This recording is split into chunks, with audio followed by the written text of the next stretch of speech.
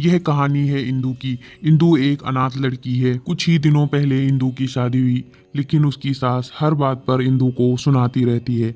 ये क्या बहू, ये कैसा खाना बनाया है तुमने?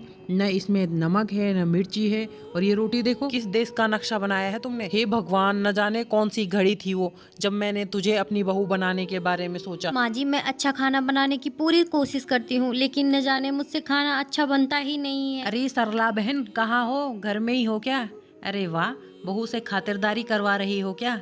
काहे की खातिरदारी कुसुम बहन, ये देख रहे नहीं हो मेरी बहू को ठीक से खाना बनाना भी नहीं आता है। अरे ये क्या बहू, ये कौन से देश का नक्शा बनाया है तुमने? हाँ देखना, न तो खाने में नमक मिर्च है और ना ये रोटियां ठीक से बनाई हैं। देख जरा। अरे ये तो बहुत बुरी बात है। मेरी बहू सीमा तो बहुत अच्छा खाना बनाती है, मानो लगता है साक्षात अन्नपूर्णा माता आकर खाना बना कर गई है।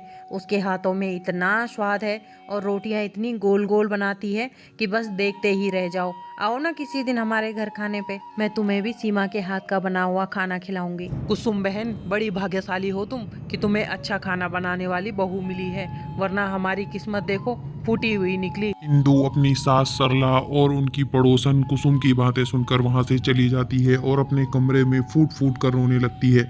इतने में उसकी आंख लग जाती है और उसके सपने में उसकी माँ आती है। बेटी, मुझे पता है तुम बहुत परेशान हो।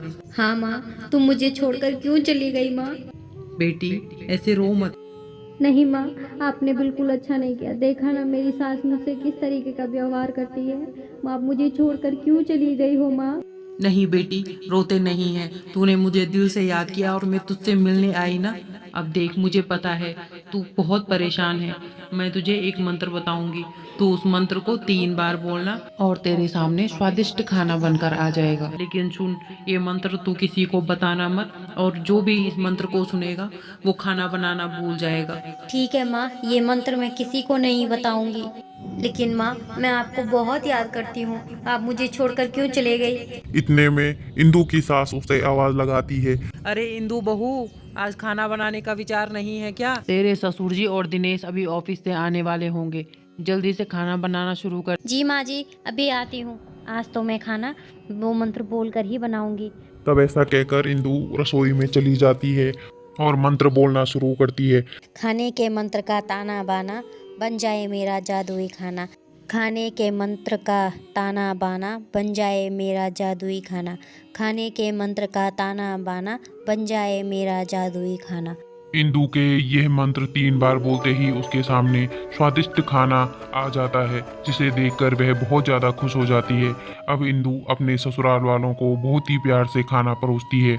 आज इंदु की सास सरला खाने की और इंदु की बहुत ही ज़्यादा तारीफ करती है, जिससे देखकर इंदु बहुत ही ज़्यादा खुश हो जाती है।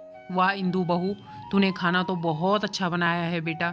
अब मैं भी कुसुम से जाकर कहूँगी कि मेरी बहू भी बहुत अच्छा खाना बनाती है।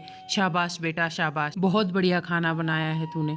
इंदु तब अपनी माँ को याद करती है। आखिर उसकी माँ की वजह से ही आज वह इतना अच्छा खाना बना पाई थी। कुछ दिनों बाद इंदु की ननद लक्ष्मी वहाँ रहने के लिए आती है, जो कि बहुत ही ज्यादा खड़ूस स्वभाव की थी। इंदु को ऐसे अच्छा खाना बनाते देखकर यह बात लक्ष्मी को हजम नहीं हुई और वह अपनी भाभी इंदु की जासूसी करने लगी। तब उसे पता चला कि इंदु एक मंत्र बोलती है, जिसे उसने सुन लिया था। अच्छा, तो ये बात है। ये मंत्र बोलने से स्वादिष्ट खाना अपने आप आ जाता है। अरे वाह, अब तो मैं भी अपने ससुराल में जाकर ये मंत्र बोलूंगी और वहाँ खाना बनाऊंगी। सब मेरी तारीफ ही करते रह जाएंगे। खैर, वो तो मैं ससुराल में जाकर करूंगी, लेकिन फिलहाल मैं अपने लिए एक मसालेदार चाय बना लेती हूँ इस मंत्र की सहायता से। जैसे ही लक्ष्मी ने 3 बार वो है मंत्र बोला और चाय बनाने की कोशिश की। अरे, ये चाय क्यों नहीं बन रही है? कहीं मैंने कुछ गलत तो नहीं सुन लिया ना? कुछ और तो नहीं बोल रही थी भाभी? चलो खैर छोड़ो, मैं अपने लिए चाय गैस पर ही बना लेती हूँ। अरे, ये मुझे कुछ याद क्यों नहीं आ रहा है? चाय कैसे बनाते हैं? हे भगवान मुझे कुछ याद क्यों नहीं आ रहा है? चाय कैसे बनाते हैं? मुझे कुछ याद क्यों नहीं आ रहा? उसकी रोने की आवाज सुनकर सरला और इंदु दोनों किचन में आ जाती हैं। क्या हुआ लक्ष्मी, तुम रो क्यों रही हो? क्या हो गया? तुम्हें कुछ चाहिए था तो तुम इंदू से कह देती। तुम यहाँ क्या कर रही हो? हाँ दीदी, अगर आपको कुछ चाहिए था तो आप मुझसे कह लेती, मैं बना के ले आती आपके लिए। माँ, मैं अपने लिए चाय बना रही थी, वो भाभी के जादुई मंत्र मैंने सुन लिया था, मैं उसको ही बोलकर ये चाय बना रही थी, लेकिन अब मुझे कुछ भी याद नहीं आ रहा है कैसे चाय बनानी है। जादुई मंत्र? तू किस जादुई मंत्र की बात कर रही है बेटा? इंदु तब सारी सच्चाई अपनी सास को बताती है कि किस तरह से उसने अपनी माँ से यह मंत्र सीखा और वह इस मंत्र की सहायता से खाना बना रही थी। यह सब सुनकर सरला की आंखों से आंसू आने लगते हैं। मुझे माफ कर दे बेटा, मुझसे ही गलती हो गई। मैं तुझे अपनी बेटी की तरह खाना बनाना सिखाती तो आज ये सब नहीं होता। मुझे माफ कर दो भाभी, मैंने चुपके से आपका ये मंत्र सुन लिया था। तभी इंदु की माँ वहां पर आ जाती है। बेटी इंदु, अब तुझे इस मंत्र की कोई जरूरत नहीं है, क्योंकि तुझे तेरी सास माँ की तरह प्यार करेगी और तेरी ननद भी बिल्कुल ठीक हो जाएगी बेटा। ये सब कहते ही उसकी ननद बिल्कुल ठीक हो जाती है और सरला इंदु को अपनी बेटी की तरह प्यार करती है और उसे सारा खाना बनाना सिखाती है।